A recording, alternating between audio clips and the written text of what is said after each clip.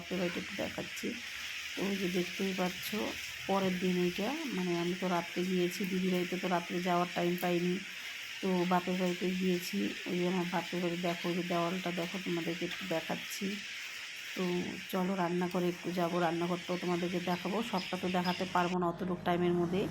তো আমি তিনতলাতে আছি। তো তোমাদের কেমন লাগলো একটু কমেন্ট করে বলো। যাই হোক, মনটা খারাপ আছে, তো ভাবি বাপের বাড়িতে তো বেশি আসা হয় না, তাও একটু তোমাদের সাথে শেয়ার করলাম। তো যদি তোমাদের ভালো লাগে তাহলে একটু লাইক কমেন্ট শেয়ার করে দিও। ওই দেখতেই পাচ্ছ 7টা বাজে, 7টাও বাজে না, 10 মিনিট বাকি আছে। তো ওই দেখতেই পাচ্ছ। তো চলো এখন যাব। হ্যাঁ, তারপর তখন কয়টা বাজে, তখন 6:30 বাজে। তো তো তারপরে ভাবলাম যে না, একটু দিদি বাড়িতে যাব, দিদির সাথে দেখা তো করবো, দিদির সাথে গল্প করব। তো দিদি যাবে। তো আমি আমার বাপের বাড়িতেই আছি, দেখতে পাচ্ছ। তখন ওই যে মানে 6:30 বাজতে চলছে, তো কেউ ওঠে নাই। তো মা বাবা নিচে আছে, 3তলা মানে নিচে আছে। তো আমি একটু উপরে ভিডিওটা করে নিলাম, যে তোমাদের সাথে তো একটু শেয়ার করব, কারণ তোমরা তো আশায় থাকো আমার ভিডিও দেখবে বলে, যে দিদিভাই ভিডিও দাও, ভিডিও দাও। হ্যাঁ দিব, লং ভিডিও দিব। তাও আমার একটু দেরি হচ্ছে, কারণ দিদির টেনশনের জন্যই দেরি হচ্ছে, কিছু করতে পারছি না। শুধু মাথায় একটাই টেনশন, আমার দিদি, আমার দিদি, আমার দিদি আমাদের সব, বুঝেছো? সবাইকেই বলছি বন্ধুরা, আমার দিদি, আমার বর দিদি, আমার দিদি আমাদের জন্য অনেক কিছুই করে। তো যে বেলকনির থেকে দেখতে পাচ্ছ, পাশের বাড়িতেও একটা ছাদ ঢালাই হবে, আসতেই হবে। তো ওই যে দেখতেই পাচ্ছ সব রেডি করছে, করা হয়ে গেছে, কিন্তু 12টা 1টার দিকে ছাদ ঢালাইটা রেডি করবে। ওই যে চলো ঠাকুরের কাছে একটু প্রার্থনা করে নিই আমার দিদির জন্য। তো দিদির জন্য ঠাকুরের কাছে প্রার্থনা করে নিলাম। তো ওই যে দেখতেই পাচ্ছ মন্দিরটা কেমন লাগছে। তো দেখো, আমার এক হাতে ক্যামেরা, এক হাতে ছাতা, বৃষ্টি পড়ছে কিন্তু, বুঝতে পারছো তোমরা? দেখো বৃষ্টি পড়ছে। তো আমি ভাবলাম যে আমার দিদির জন্য ঠাকুরের কাছে একটু প্রার্থনা করি, তারপরে যাই দিদি বাড়িতে। তো ওই যে দেখতেই পাচ্ছ আমি একা, রাস্তাঘাটে কোনো লোক নেই, একদম ফাঁকা। তো আমি হেঁটে হেঁটে যাচ্ছি, একটাও গাড়ি নেই। তো কি করব, কারণ আমার দিদি, আমার দিদিকে তো আমার দেখতে যেতেই হবে, কারণ কেউ থাক বা না থাক। ওই যে দেখতে পাচ্ছ আমি একা একা। অনেক কটা টোটোওয়ালাকে জিজ্ঞেস করলাম, কি যাবা? বলেন না, যাবো না এই বৃষ্টিতে। তো যতই বৃষ্টি থাক, যতক্ষণ থাক, কারণ আমার দিদিকে তো আমি তো আমার দিদিকে ছাড়া তো আমি থাকতে পারবো না, কারণ আমার দিদির কাছে যেতেই হবে, কারণ আমরা এক রক্তের। কারণ দেখো, আমার মায়াটা আমার দিদির দিকে আমারই লাগবে, অন্য কারোরই লাগবে না। তো ওর জন্য প্লিজ তোমাদেরকে বলি যে ঠাকুরের কাছে একটু প্রার্থনা করো, যাতে আমার দিদি সুস্থ হয়ে যায়। তো আমার দিদির কী হয়েছে কি নাই তোমাদের কাছে সবটাই শেয়ার করব। তো ওই যে দেখতেই পাচ্ছ কতটা জল রাস্তাতে, আমার এক হাতে ব্যাগ, এক হাতে ছাতা, এক হাতে মোবাইল, তাহলে ভাবো আমার কতটা কষ্ট হচ্ছে। তো তাও আমার দিদির কাছে তো আমার যেতেই হবে, যেভাবে হোক দিদির কাছে পৌঁছাতেই হবে, কারণ রাত 10টার দিকে বাড়ির থেকে বের হয়েছি। তো সবাই প্লিজ ভিডিওটা দেখো, স্কিপ করে দেখো না। ভিডিওটা করেছি, তোমাদের ভালোই লাগবে, আর আশা করি যে ভিডিওটা ছাড়বো, দেখবে, কারণ আশা করি এই ভিডিওর পরে আরও ভিডিও ছাড়বো। তো প্লিজ তোমরা সাথে থাকো। তো দেখতে পারবে যে আমি একা একাই যাচ্ছি, দেখতেই পাচ্ছ আমার সাথে কেউ নেই।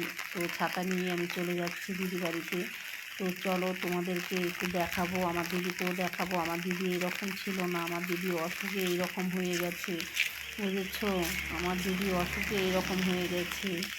তো তাই আমি ঠাকুরকে বলি যে ঠাকুর আমার দিদিকে ভালো রেখো, সুস্থ রেখো। তো চলো দেখাচ্ছি।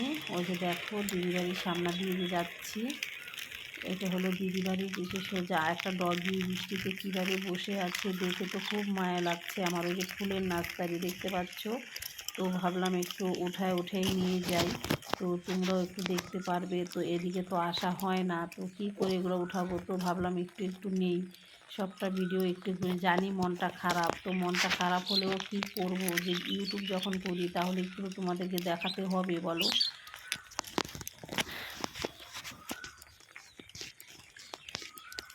তো এই যে দেখো যাচ্ছি আমি। তো ওই গেটটার সামনে আর একটু আগে গেলেই দিদি বাড়ি। তো আমার দিদিকে তো দেখতেই পারবে, তোমাদেরকে একটু দেখাবো।